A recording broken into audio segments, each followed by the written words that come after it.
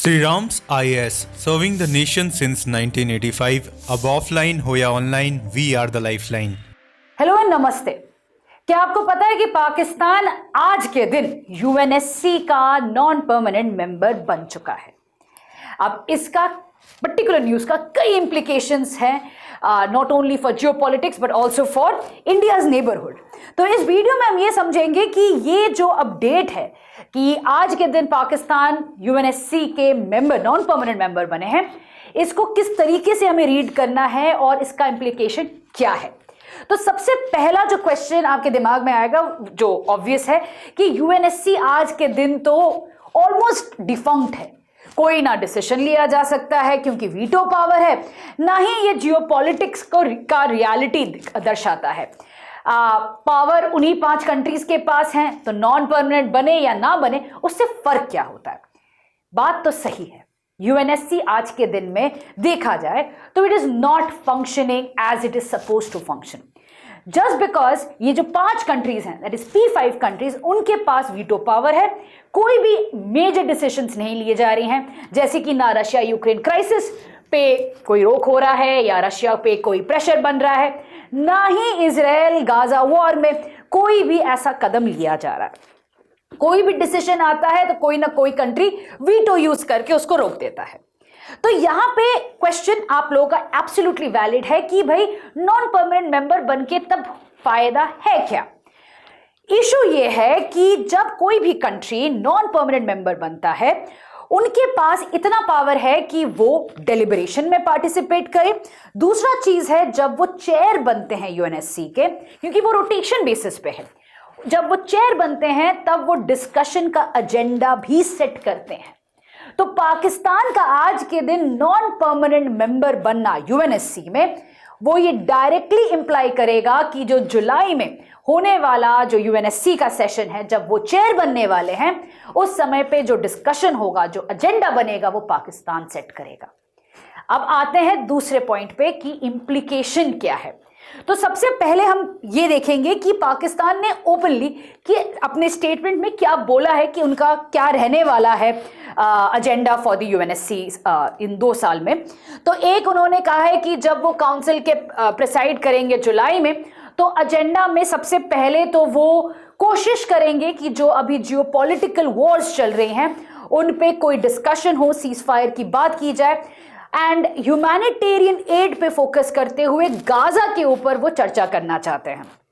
उसके अलावा वो ये भी चाहते हैं कि टेररिज्म पे डिबेट हो, टेररिज्म को लेके वो और डिस्कशन, और उसी के साथ साथ क्योंकि वो सैंक्शंस कमिटी के, that is Islamic state and al Qaeda sanctions committee के सीट मेंबर बन चुके हैं, तो इन दोनों पोजीशंस का फायदा उठाते हुए वो ये सैंक्शंस ऑन टेररिज्म या इस पर्टिकुलर टॉपिक को डिस्कस करना चाहते हैं। मतलब इसका क्या मतलब इंप्लीकेशन रहेगा कि पाकिस्तान अब कोशिश करेगा कि जो ग्रुप्स इंटरनली डिस्टर्ब कर रही हैं पाकिस्तानी स्टेट मशीनरी को, जैसे कि बलोची ग्रुप्स हो जाए या खैबर पख्तूनवा में टीटीपी हो जाए या Afghanistan that is Taliban supported groups हो जाएं, जहां से अभी रिसेंटली अटैक्स हुई हैं, इनको टेररिस्ट डेजिग्नेट करके उनके ऊपर सैंक्शंस की पूरी तरीके से पाकिस्तान कोशिश जरूर करेगा।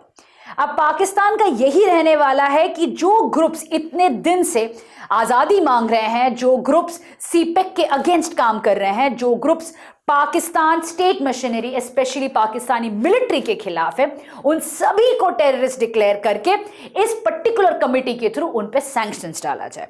इसका इंप्लीकेशन ये होगा कि जो ग्रुप्स पाकिस्तानी मिलिट्री के खिलाफ थे, they are asking for the freedoms, उनका आवाज दब जाएगा।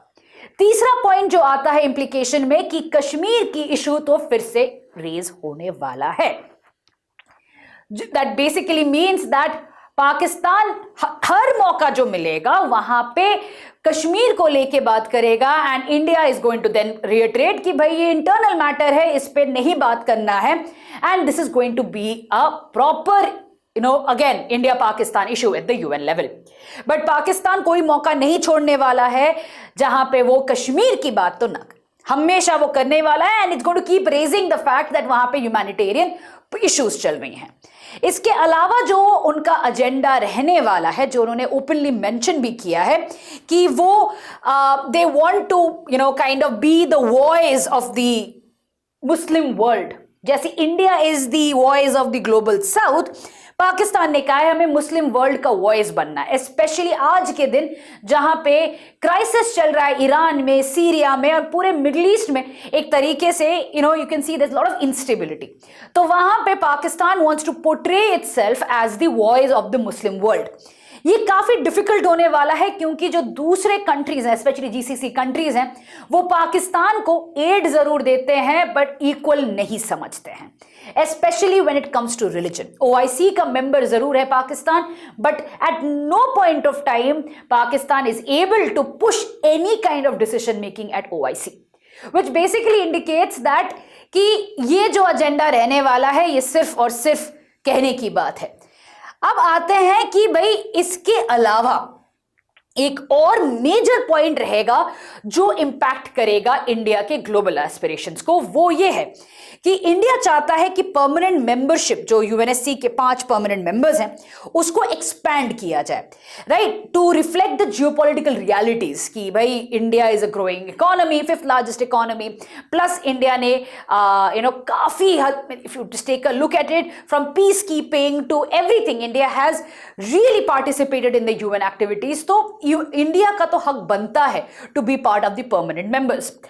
अब पाकिस्तान कहता है कि नहीं भाई, परमानेंट मेंबर्स को मत बढ़ाओ, इंस्टेड क्या करना चाहिए, नॉन परमानेंट मेंबरशिप को बढ़ाते हैं और डेमोक्रेटिकली इसको सर्कुलेट, रोटेशन में डालेंगे, क्योंकि परमानेंट मेंबर्स अगर हम बढ़ाएंगे तो वीटो पावर का क्या। And the second question Pakistan raises is that कि परमानेंट मेंबरशिप का मतलब है चलो 5 से 10 कर लेंगे बट पावर तो तब वो 10 कंट्रीज के पास रहने वाला है। इससे बेहतर है कि नॉन परमानेंट मेंबरशिप को बढ़ाते हैं जहां पे हर कंट्री को मौका मिल सकता है to become a member of the UNSC. तो इसको डेमोक्रेटिक वैल्यूज के ऊपर डिपेंड करके पाकिस्तान का ये आर्ग्यूमेंट है, which again from the perspective of uniting for consensus या कॉफी क्लब जिसे कहा जाता है, इस पर्टिकुलर ग्रुप का एजेंडा हमेशा से यही रहा है कि they do not want to expand the P5 countries. उनका मानना यही है कि भाई P5 कंट्रीज को जैसा है रहने देते हैं, नॉन P5 कंट्रीज जो आपके जो नॉन परमानेंट मेंबर्स हैं उनको एक्सपैंड किया जाए। अब ये डायरेक्ट एक again will be a direct attack और डायरेक्ट इंप्लीकेशन रहेगा इसका इंडिया के यूएनएससी रिफॉर्म्स के ऊपर। एंड इतने साल से जो इंडिया पुश कर रहा है यूएनएससी के रिफॉर्म्स के बारे में, इसको इंपैक्ट तो जरूर करने वाला है। अब आते हैं कि इतना इंप्लीकेशन क्यों है। तो जो नॉन परमानेंट मेंबरशिप है वो एक्चुअली ज्योग्राफिकली वेरी करता है। एशिया पैसिफिक के 2 सीट्स थे, अभी आज के दिन में साउथ कोरिया एक मेंबर है और जापान के बाद पाकिस्तान आया है। So the entire Asia Pacific region is basically being represented by these 2 countries and ये दोनों कंट्रीज आज के दिन में नहीं चाहते हैं कि परमानेंट मेंबर्स एक्सपैंड करें। Japan is a member of the G4 countries जो चाहता था कि भाई हाँ परमानेंट मेंबरशिप इंक्रीज करे। साउथ कोरिया और पाकिस्तान दोनों ये नहीं चाहते हैं। So in other words, right now, the demand for expansion of P5 will become restricted from the Asia Pacific region. अब ये तो हो गया अगर हम देखते हैं from a very technical ground, जहां पे पाकिस्तान ने अपना एजेंडा डिक्लेयर किया है along with it what Pakistan is trying to achieve with this agenda. But अब आते हैं जो explicitly नहीं है बट implicit implications क्या है इसके। सबसे पहला जो चीज पाकिस्तान करने वाला है यूएनएससी का मेंबरशिप लेते साथ ही कि Pakistan of course Kashmir issue के साथ रेज करते हुए वो इंडिया के कई डिसीजंस को इंटरनेशनल लेवल पे डिस्कस करने की कोशिश करेगा, जैसे कि एब्रोगेशन ऑफ आर्टिकल 370। दूसरा चीज जो इंप्लाइड है कि बलोची इशू को, क्योंकि बहुत साल से पाकिस्तान का मानना है कि इंडिया इंटरफेयर कर रहा है बलूचिस्तान में, जिसके वजह से ये आज के दिन में बलोची इंडिपेंडेंस मूवमेंट के नाम पे इतना टेररिस्ट अटैक्स हो रहे हैं। तो इस चीज को पाकिस्तान हाईलाइट करते हुए कहेगा कि भाई India is not a responsible country, India is interfering. ये पाकिस्तान का एक मेजर एजेंडा रहने वाला है। तीसरा चीज जो पाकिस्तान करने वाला है, it is going to show the world कि भाई ईरान सही, सीरिया सही, these countries have to be balanced. ना आप यूएस के साथ जाओगे, ना आप रशिया के साथ जाओगे, ना आप चाइना के साथ जाओगे। पाकिस्तान पूरे मुस्लिम वर्ल्ड को दिखाएगा किस तरीके से बैलेंस करना है, क्योंकि पाकिस्तान खुद ये बैलेंसिंग कर रहा है। एक तरफ यूएस से भी वेपन्स ले रहा है, वही वेपन्स चाइना को बेच के सस्ते में वेपन्स बना के वो भी खरीद रहा है। सो इन अदर वर्ड्स, आज के दिन में जो पाकिस्तान कर पा रहा है वही पाकिस्तान इन मोर डिप्लोमेटिक टर्म्स मुस्लिम वर्ल्ड को दिखाने वाला है। चौथा चीज जो पाकिस्तान करेगा वो अपने जो डेटरेंस स्ट्रैटेजी है, दैट इज जो उनका न्यूक्लियर स्ट्रैटेजी आप बोल रहे हो, डेटरेंस स्ट्रैटेजी है, उसको डिफेंड करेगा। क्योंकि आज के दिन में क्या है कि पूरे विश्व में पाकिस्तान के मिलिट्री या जो न्यूक्लियर स्ट्रैटेजी है उसमें काफी क्रिटिसिज्म है कि पाकिस्तान इज बिकमिंग अ रोग नेशन, जहां पे स्टेबिलिटी नहीं है, पॉलिटिकल स्टेबिलिटी गायब है। इसी चीज को रेक्टिफाई करते हुए वो एक नरेटिव क्रिएट करेंगे इन सारे डेलिब्रेशन में कि Pakistan is a stable responsible country, right. तो ये जो मौका है पाकिस्तान के पास, पाकिस्तान इसको गवाएगा नहीं। पाकिस्तान ये पक्का से, जिसे पीआर कहते हैं, राइट, कहानी ये जरूर बताएगा दुनिया को कि भाई कितना रिस्पॉन्सिबल कंट्री है। और पाकिस्तान तो चाहता ही है एक पीसफुल नेबरहुड का, वो इंडिया है जो जिद पे अटका हुआ है। तो if this is the agenda, ये अगले 2 साल में जरूर इंपैक्ट करेगा इंडिया के एम्बिशंस को, इंडिया के स्टेटमेंट्स को। अब इंडिया कैसे इसको काउंटर कर सकता है? इंडिया को काउंटर करने के लिए India has to kind of aggressively participate in other UN forums.